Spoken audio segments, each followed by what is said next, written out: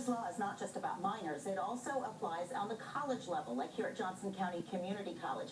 It says that when a student selects which bathroom to enter, he or she must do so based not on the gender he or she looks like or identifies with, but the genetic sex assigned at birth. I grew my hair out, I wore makeup, I did everything that a girl would do. Isaac Barnett tried hard to be the girl his parents adopted from China, but it never felt right.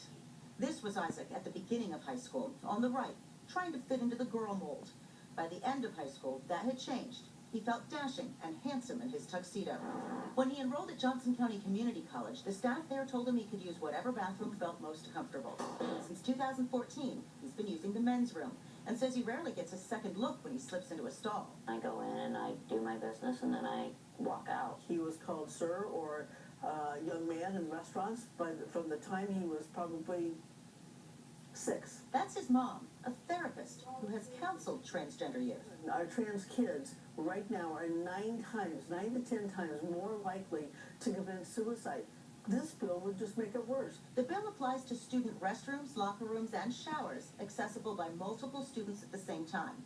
It does allow students who don't want to be thrown in with the others to, quote, submit a request for access to alternative facilities.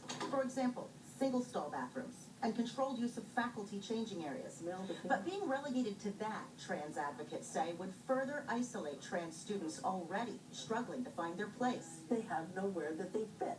They have nowhere where they belong. The local lawmaker who introduced the Senate bill said she wasn't feeling well enough for an interview, but she did address the issue in writing. Quote, the problem with some of the current accommodation practices, wrote Shawnee Republican Mary Pilcher Cook, is that while they may provide an accommodation for a particular student, they can end up violating the privacy rights of other students. This legislation ensures everyone is protected.